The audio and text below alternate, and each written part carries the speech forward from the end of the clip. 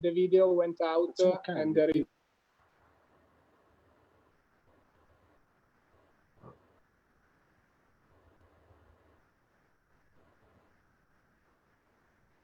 Perché mute? Okay. So we are on live now. We wait a little bit. Wait for more people. We are online means we have to be quiet. We have to be good boys because everybody. Me and Fabio, we were thinking maybe we switch the glasses and we we create suspense. Now what you see? What you see? You can see Federico and Fabio. Perfect. With a lovely background. Or there is Federico picture. I see them live. Okay, so tell me if it's correct, or otherwise we have to change something. Can you see the landscape and Federico and Fabio? 100 points. The idea was to do the tasting like this. Do you listen? Do you hear me? Yes, perfect. So the question of Mattia was if you see both of us and the landscape. Yes, yeah, perfect. No problem. Do we stay close like this, or you prefer if we stay like this? So Maybe you see that you can touch each other and taste not before the first glass. Kiss.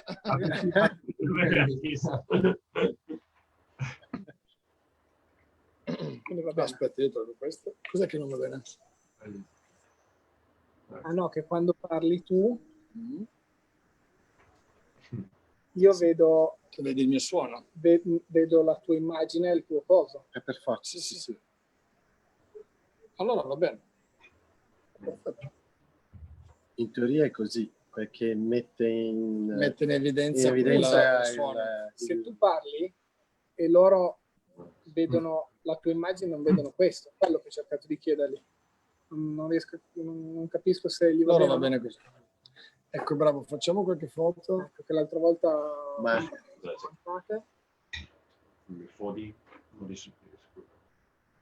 Poi ti posso mettere la mascherina qua. Sì, così riesce meglio la foto. Quindi voi vi vedete. Okay. So let's get started, shall we? Allora niente, lascia stare. No, bisogna dare due. Let's get started. Buongiorno. So I will do a short introduction. Okay. Yeah. OK， 大家好，歡迎翻到嚟我哋 What's Now 啊。咁今日咧，今個禮拜我哋就繼續探討意大利嘅酒啦。咁今日咧，我哋就嚟到巴羅羅。咁巴羅羅一向咧有意大利酒嘅王者之稱嘅。咁然後喺巴羅羅產區入邊咧，最出名一塊葡萄田咧就係 Cannubi 啦。咁今日我哋好高興邀請到兩個酒莊嘅莊主，分別就係 Fabio， 係 Bonotto Winery 嘅第5代傳人，同埋 Federico 再次翻到嚟我哋 What's Now 係酒 Ceretto Winery 嘅第3代傳人。So if you want to do a short introduction in English. Yeah, so thanks to both of you, Federico and Fabio, to be live on us with us on the. We've got a beautiful view. I think you're on top of the Brunate. So yeah, the same as the photos we got here. But it's better in this way. Yeah, just a quick introduction about the two estates. So Fabio, your winery, so Burlotto, is based in Verduno, founded in the 19th century. So you're one of the historic winery of Barolo. On the Federico, so you're I think the third generations for Ceretto. So the winery has been founded in 37, and you are based in Castiglione Paleto. So maybe you should start with some question. Yeah. So I think both of you are not based in Barolo, where Cannubi is. And maybe you can tell us why both winery has decided to purchase some vineyards in Cannubi. Since you're in Verduno and Castiglione Paleto, so why buying? I think we lose them. Are you still here? Are you guys still here? Yes. Yeah, yes, we can hear you. Yeah. We can hear you really well. We follow you on the screen and we see you. Everything is fine. I don't see your video. Matteo, can I You say? don't see us? You're not seeing us? Yes. No, I cannot see you on the video. Ma prima gli avevamo chiesto se ci vediamo. Now? Now? No, not yet. Not yet. È vero che 信 sì. 號有少少故障咁啊，可能佢哋嗰邊，因為佢哋咧就特登為咗今次嘅 tasting 咧，佢就 We need, I think we need 1 second because it's very hot outside. And I think we have the telephone, the camera a little bit too hot. We are covering the camera. We are covering the camera with the umbrella. Mm. And maybe we put in the ice. Yeah, no? See? But we can hear you, but so maybe Okay, we talk 1 minute. Okay, it will be.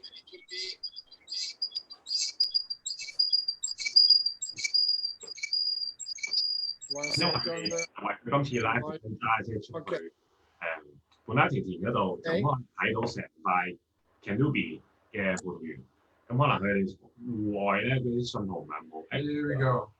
我哋又 You're 翻 back. 去，大家要 Okay. Yeah. Okay. Piemonte technology. You should see what is behind the camera. It's a beautiful. We smile because we see what they are doing. You know. Okay, perfect. Thank you for waiting. No problem. Fabio. Fabio, do you want to start? So So the Fabio, question was why we bought Cannubi.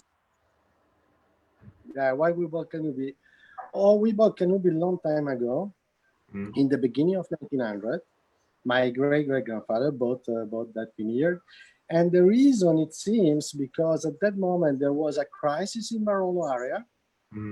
And in the village of Barolo, there was some rumors that the winemaker of Barolo village would like to close the area of production of Barolo to just the village of Barolo. So at that time, that my great-great-grandfather was one of the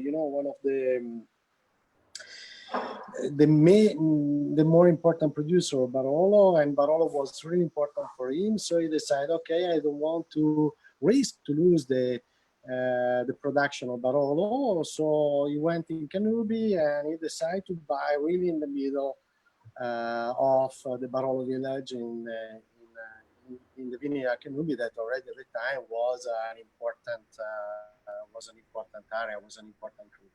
So this was the reason, and now we are very happy that we can work with this vineyard too, and not only in Verduno. Fantastic. History. It's all about the history. It's all about the history. In the end, it never happened that the area of production of Barolo was just close to the village of Barolo. But just the rumors between the different winemakers pushed my great-great-grandfather to buy the vineyard because he didn't want to lose the production of Barolo, because for him it was so important Barolo that just the risk was too high. Fabio, how big is your parcel in Cannubi? It's a small parcel. It's 0.7 hectare.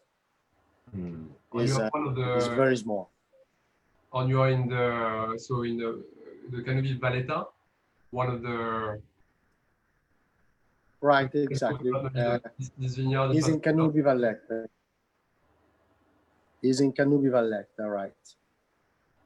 And Cannubi Valletta is, driving from Barolo, driving from Alba to Barolo.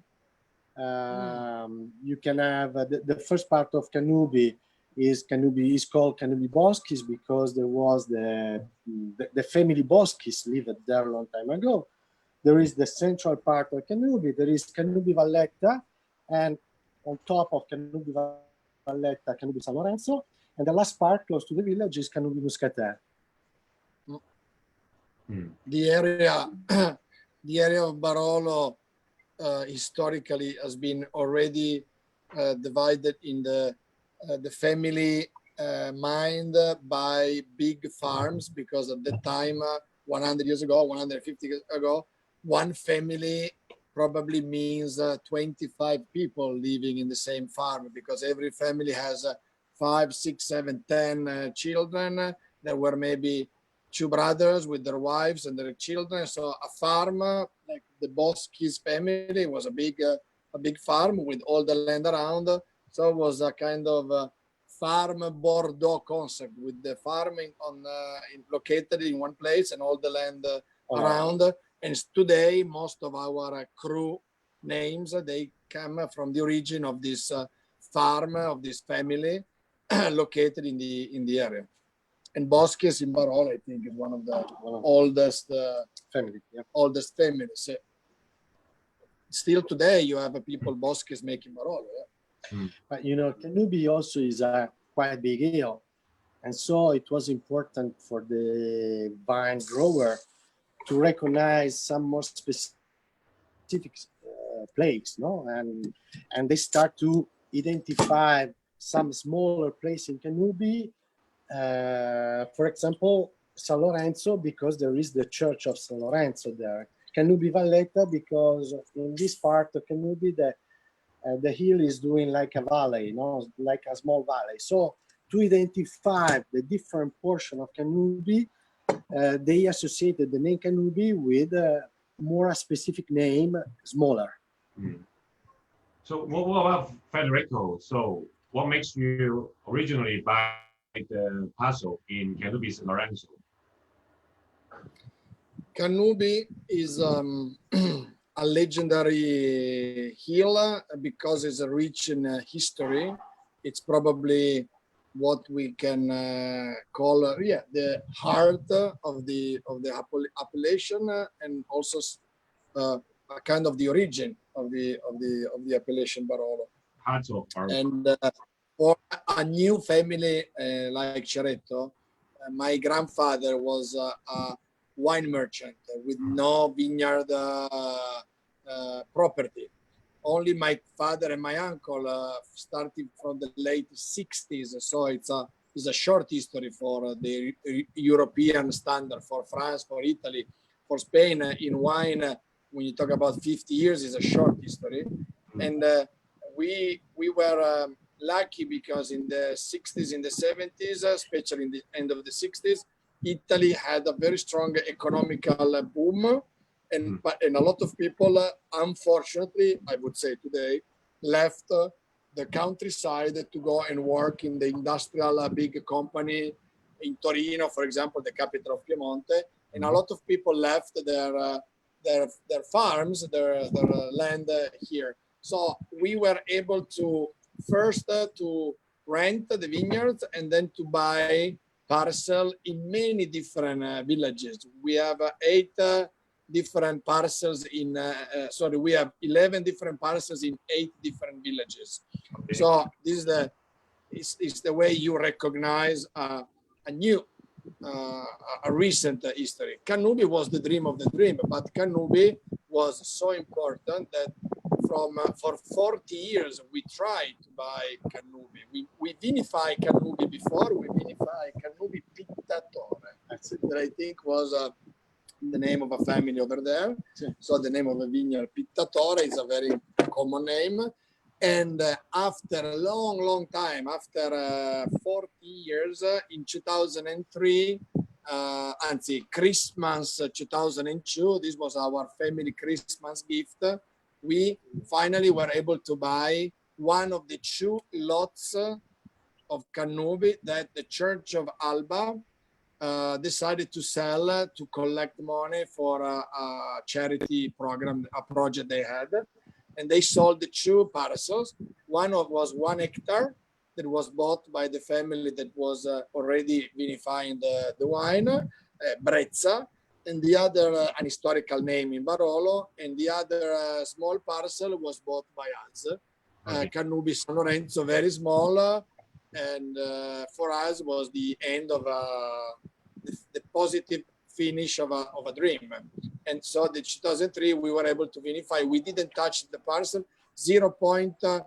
Actually the parcel was 0.33, but was only 0.25 hectares of Nebbiolo for Barolo, because still the little family that managed the vineyard had a little production of Dolcetto in Barbera for their own private production and consumption. So in the heart of Cannubi San Lorenzo, this farmer family, they had a good amount of grape and Nebbiolo for Barolo to sell, to make some money for living.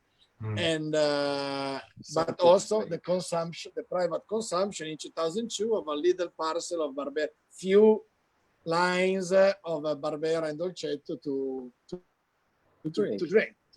And this is because here it's all about history, because we are not changing our habits. We understand the value of the land, but also we have our own domestic way of living, and I think is what makes Langhe and all the wine region that are historical beautiful. We live our life the way we learn, the way we like, yes, the way we learned from our parents, grandparents, great-grandparents, and my grandfather was making Dolcetto in Damijan, and today still people come at Ceretto sometimes after 50 years asking if they can buy a Damijan of Dolcetto. So imagine that in the 60s, we were producing one Barolo and 5 Dolcettos.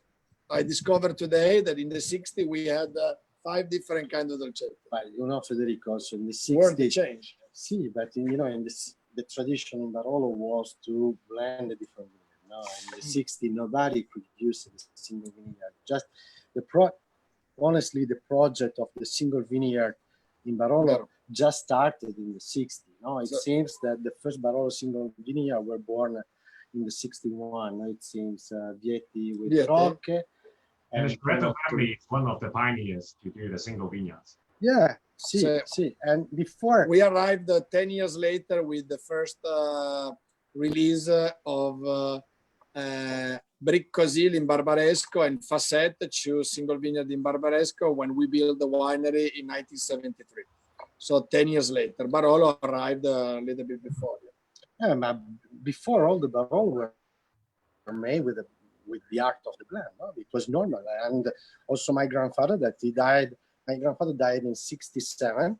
He never produced a Cannubi or Monvilliers. He just produced never. So you used from Cannubi, it was normal to blend. It was normal. They believe in the blend because they believe that with the blend they obtained more harmony and more complexity in the wine. And it's also logic if you want. No, it makes a lot of sense. Nebbiolo is a kind of wine that if you blend grape with different characteristics, actually you create a better mosaico, a more complex, more harmony and more complexity in the wine. But this is, both philosophy are amazing because, it's so nice to see how Barolo Monvilliers is different than Brunate, how Rocche is different than Cannubi, how Castelletto is different than Prapò or Cerecchio or Vignarion. No, this is, with the Barolo single vineyard, you have a strong liaison, a strong identity with the territory. But it's also true that. Was it more like the consumer asking for these single vineyards, or it was more the initiative of the producer to express this? I think the consumer. Sorry, the consumer. I suppose because this is a way before we were born. We are 2 teenagers, and we are boys of the 90s. In the 60s, in the 70s, I think that the consumers. In the concept we see today, they were consumer, local or Piemontese, north of Italy. So we were not thinking of New York, Hong Kong. Yeah. It was a local consumer asking for everyday wine because people was buying wine. Probably Barolo was traveling already around the world. Probably Barolo, yes. Barolo was a shipped, was a noble wine. Yeah, but the consumer, no, I think. It's easier if we think of contamination in terms of style, in terms of idea of the winemakers, because we are close to Burgundy.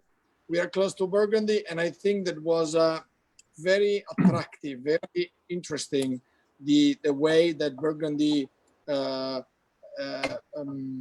did with the climat, with the Paris and everything. And I think there was a wave, a generation of winemaker going to Burgundy to see what was going there.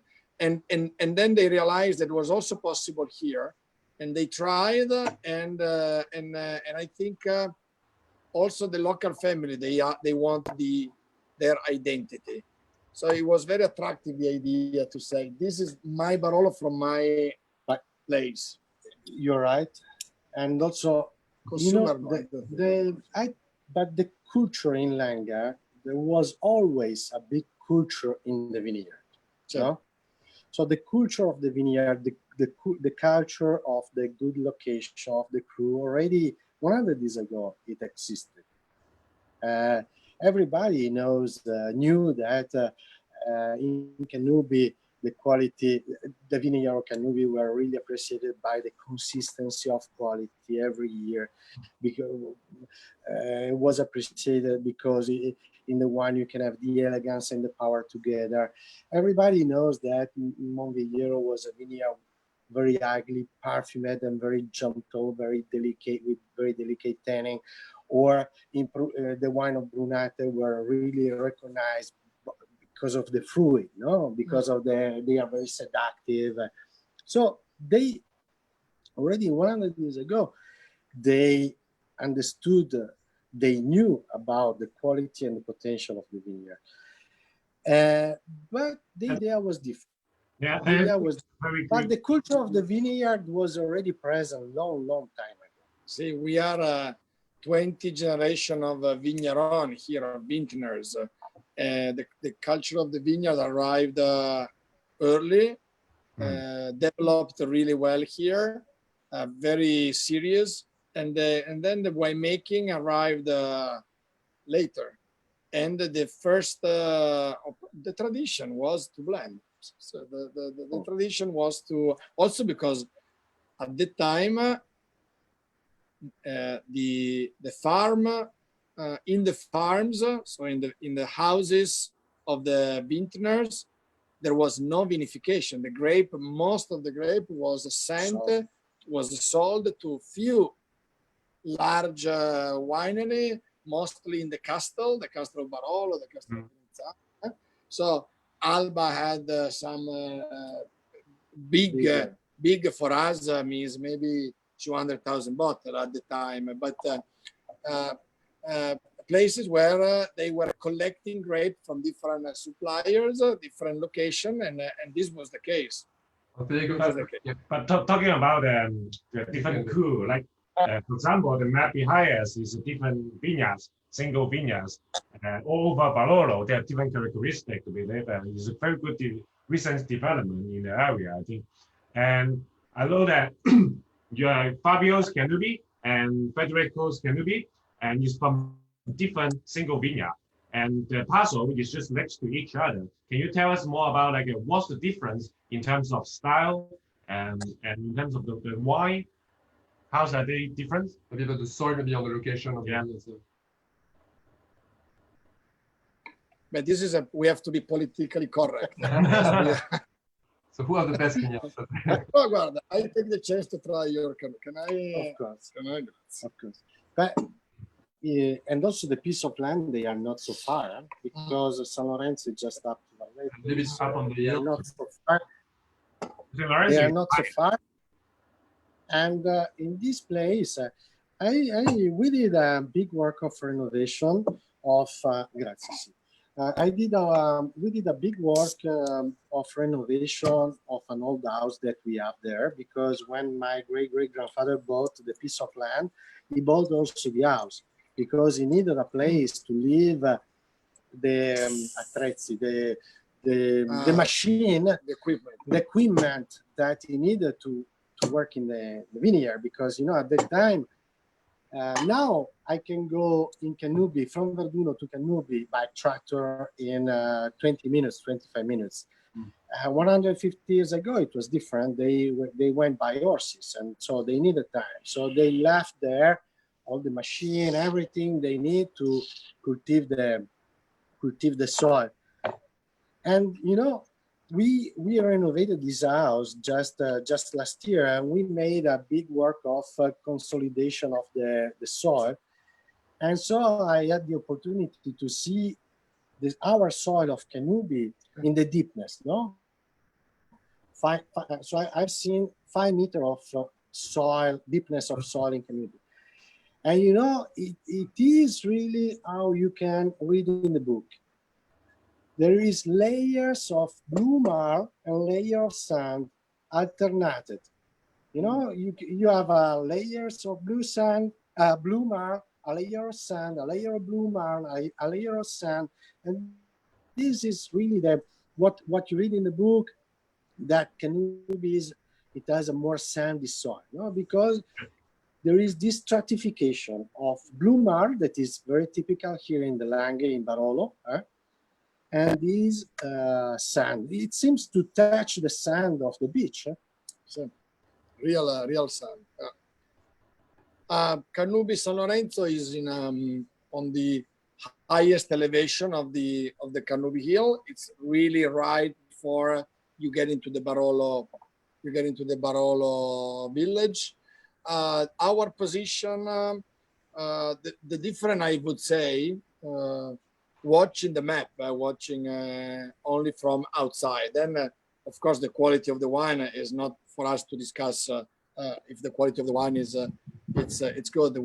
You and the people that are following, they will decide whatever they like from our wines.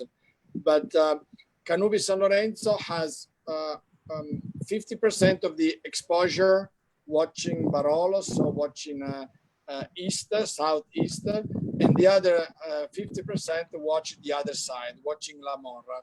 Because when you are on the top, you have one exposure and the other exposure. So one exposure is a warmer, one exposure is colder, depending of the exposition to the sun. So I would say that we have the different characteristics of the grape because of the potential of the aromatic expression of the wine. When the exposure is warmer, you have more this balsamic fresh elements of mint, of sage, of orange peel, and the wine has a more fresh balsamic expression. On the other hand, you have more floral notes, more dry flowers, more red fruits, really more citrusy elements. This is the difference of Cannubi San Lorenzo from the rest of from Valletta in this case, the side, but also Valletta being a conquer. Valletta is not it's exposed only to east.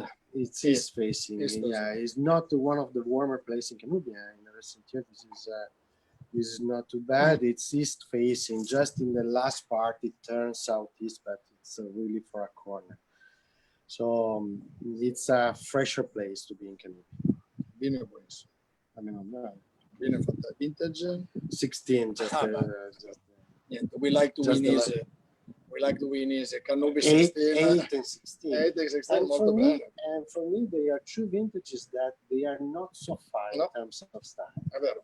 True. Because both vintage, they are elegant, quite classic, elegant, but with structure too. No? So wine that also, I remember the 2008 at that moment, it was a vintage a little bit under considered at the time. No? We were still in the period, in the moment where the warm vintage 2007 was in everybody's mind. A warmer vintage is a better vintage because you arrive with earlier in the harvest. You bring the grape home earlier. Everybody's quite safe, and you think the wine will have this richness, this Mediterranean fruit density of it. In reality, in the long run, the vintage more classic arrive 2008, 2016. Because they are 2008 and 2016, they are both vintage that where the grape ripened very well, and you can see the quality of the tannin. No, you have a you can see that you can taste the power of Nebbiolo, the tannin structure of Nebbiolo, but the quality of the tannin is so high that the wine is velvety. But the season was not too warm, so in the wine you can have all the fragrance that is typical in Nebbiolo. No? So Fabio, so living Cannubi, could you tell us a bit more about you have a new project in Monforte d'Albin with a new vineyard. I think it's no longer a secret in Castelletto. So could you tell us why you choose to go in Monforte on because kind of the opposite of where you are in Verduno? So why these vineyards on the? You can tell us about this. But the reason was simple, because of Verduno is really in the northern part of the Barolo area. Cannubi is really in the middle of Barolo area. So from long time in our family, we were thinking to close, not to close, who knows, to close, but to complete our experience cultivating a parcel of Nebbiolo in the southeast part of Barolo area. No? So we were looking for a good piece of land in the valley between Monforte and Serralunga. From quite a long time, for around 10 years, we had this idea. And fortunately, in 18, a family from Monforte proposed us a plot 1 hectare big in Castelletto. That is a good place that we consider a really good place. Castelletto is really in the valley between Serralunga and Monforte, so in the place where we were looking for. Is just in face of Vignarionda and is bordering Ginestra and Perno, no? And so it's we were really attracted because of the soil is totally different than the soil of Cannubi or than the soil of Verduno, because in Castelletto you have the soil that is more typical in Serralunga. We call the Formazione di Lecchio, that is a soil quite rich in calcare, in minerals, and in clay too. No? So will you do a blend with grapes there, or will you do a blend with the grapes there, or do the single vineyard wines there? No, we do single vineyard. Okay. We do single vineyard because our idea was to we bought in Castelletto not to produce 4,000 more Barolo, but just really to understand more and more Barolo in our family, and really can see how the soil, the microclimate can change the wine. No, so our idea was to when will be the first vintage? 2018. Okay. 2018. Okay. We bought in January 18. It was our gift, Christmas gift. And the vineyard is 50 years old. Okay. And so it has already 50 years old. So it's old. It's mature. So stay tuned. And for Federico, I know you also have some new vineyards. And on my hand, this is the first vintage of Bussia. So what makes you go to Bussia? Bussia, we started in 2013. It's a rented vineyard. It's a vineyard we lease at the beginning, year after year, and we were looking for again the same. I think this is the reason why we make wine. We want to explore. No, we want to go enjoy. Enjoy. Yes, we want to understand more. Also because we have a land full of peculiarity, full of interesting sites. I was impressed when you explained at Cannubi San Lorenzo. Sorry guys, can you double check the video? We will also again the video. Hello? We The lost video. the image. We lost your video. Yeah, the image. Don't worry, we have excellent technician. Because they were all drinking Cannubi in the back, and We have the manual. Exactly. No, Okay, allora, okay. Here we do go. you hear me? Yes. Okay, okay, perfect. So in Bussia, we had this opportunity with this wonderful parcel that is a 0.7 hectare, and we vinified in 2013, 14, and we used the wine for the blend. We were super happy of the quality of the grape because the vineyard that we leased, we rented is unbelievable, and really high standard. We had 13 was a great harvest. 14, even in a difficult harvest, we took we bring home a very good grape. So we decided to release the single vineyard with a risk because usually our single vineyard are parcels that we own, but today you really need a big investment when you buy a vineyard. So in the moment we were thinking of buying, now we have a second opportunity because often this is what happens. The local vintners, they see one to each other. So this year we signed a contract of Bussia in the vineyard next to it from a small vigneron that unfortunately died a few months ago. He rented the vineyard to us, and the family signed the contract for a long time. So now we have time to think, and that means that we will have, in this case, we will continue to release Bussia, but we don't have the risk anymore to lose the grape from one day to another. Sometimes here the risk, it's possible that you one day the owner that probably is a nice person, but maybe is not involved in the idea of making wine, and they don't think that when we make wine, we think at least in 10 years, because by the time, by the time you harvest, you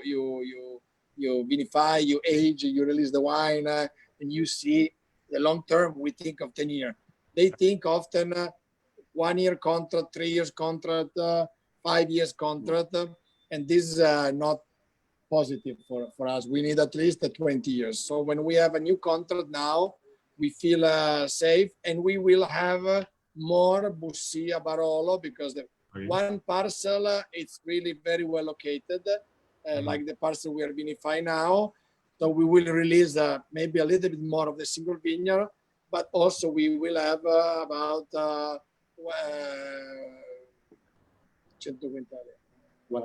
100 hectoliters, about 10,000 bottles about 10,000 bottles of wine of the Barolo, the Ceretto Barolo, a blend more. So we are happy because it was a long time we didn't make an investment in Barolo. We did in our life a lot of investment in Arneis in the 80s, in Moscato as well, in Alba with the Monsordo estate that was very, very big. For us, was a huge investment in land and wine.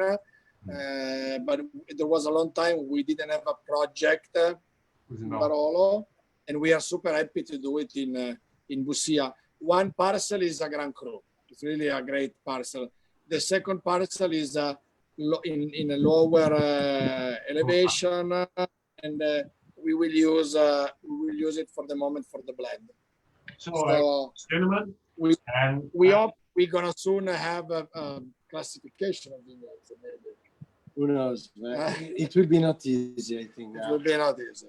We need more friends like us, but probably I told you last time we need another 50 funerals and 50 weddings before we will be able to. So, gentlemen, I got a question from my friend. I got a question from my friend here. So, we all know that Barolo is a wine that we like a high tannin. And how would you recommend to serve it? Like, if, for example, if I buy a bottle of Barolo, So do you recommend us to decant it or just open it for few hours in advance? Or just open it? Allora, I start. I'm sure we know each other quite well. I think we should start both saying Nebbiolo, Barolo, Barbaresco, even in the more classic vintage, even in the more rich soil, we should not consider anymore a wine with high tanning in the sense of a tight wine, of a wine that is difficult. Because I'm drinking Cannubi 16 now. So I think because of the hand and the vision of the last two generations, in order to make wine more precise and more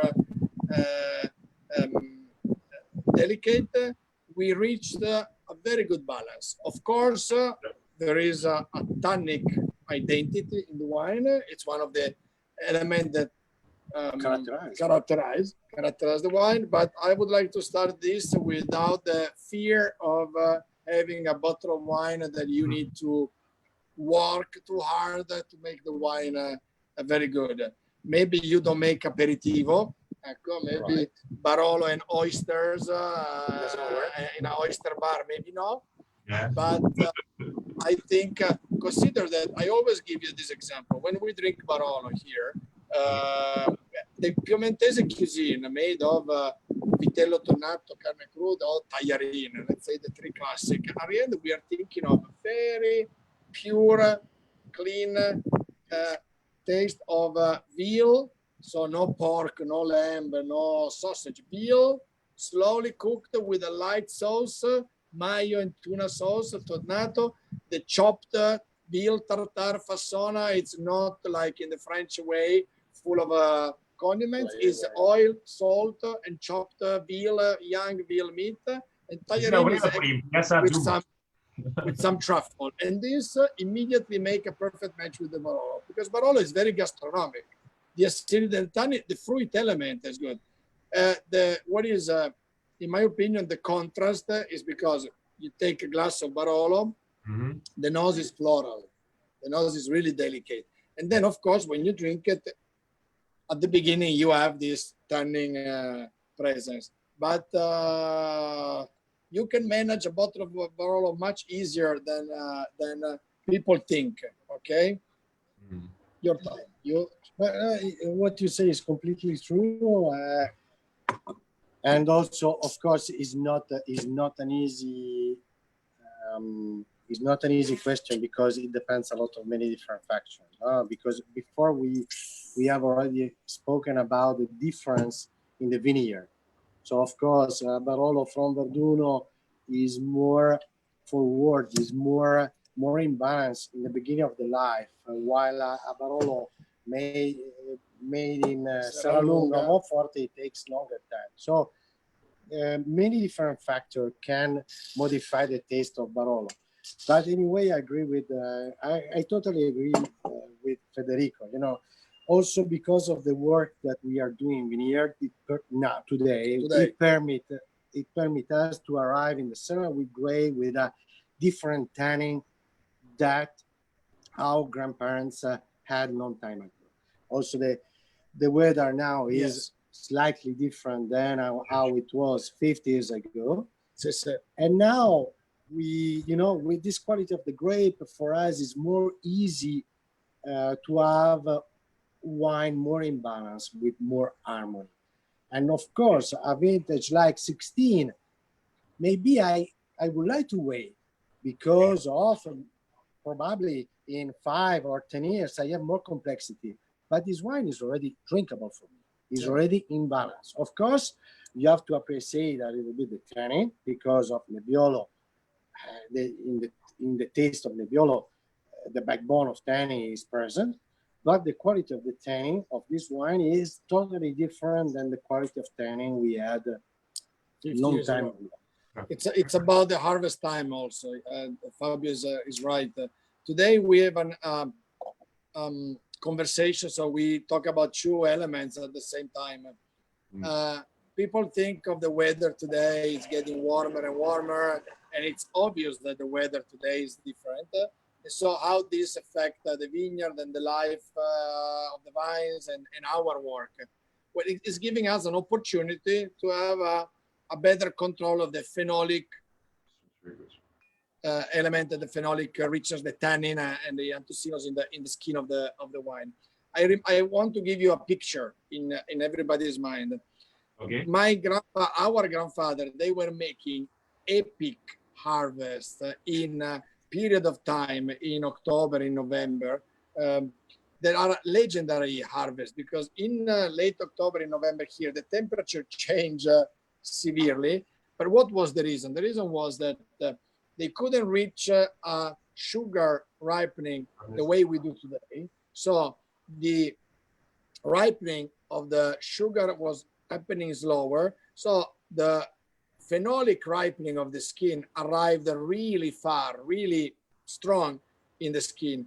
And the harvest time was not today with this beautiful green picture. When you harvest here, we are in end of September or October, mid of October the most. I'm talking about Charette. We arrive 14, 15 of October in the 16 vintage, but usually we finish 10 days before.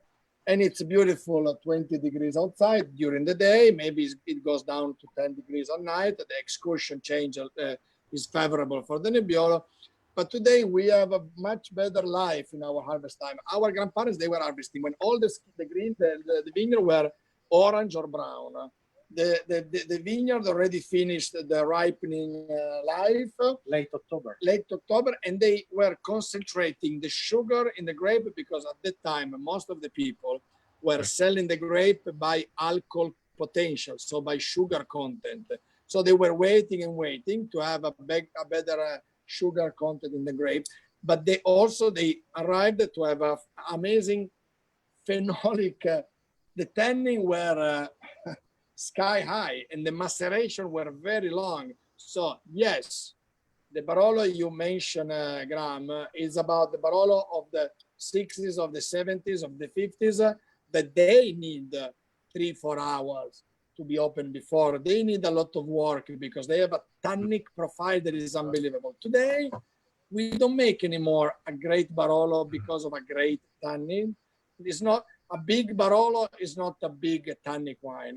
A big Barolo is a Barolo in balance. Today we want balance, pleasure. We want the wine is like the cuisine. Today the cuisine is a great chef is when you have a plate in front of you and you recognize all the elements and you recognize all the taste. The Barolo is like a great wine is like this. In the glass, you have to recognize all the elements and taste all the different characteristics. The most elegant, the most tannic, the acidity, the fruit, the minerality. You want this. If you make a wine that is too rich in one or two elements, it's not balanced. It's not anymore a wine that it's not in harmony. Yes. Harmony is the new hashtag of today, ragazzi. Harmony. Barolo and harmony is the new. Nowadays, the Barolos is more enjoyable. Like you open the bottle, you can drink it immediately. And still get a floral fruitiness with it. And sometimes for me, my personal experience, like open it like for a few hours, 1 or 2 hours, so you can open it more florals. So today, thank you very much, both of you, to share your idea on Cannubi, especially, and also your new project, and also the Barolo. So thank you very much to all the audience. So remember, to type in the special code for the online shop, you get a further discount on the wines of Brunotto and also Chiretto. So, grazie mille, guys. And hope to see so much. Please come to Hong Kong. Hope to see you guys. I'm very jealous of you guys. Great to see you. Grazie. Ciao.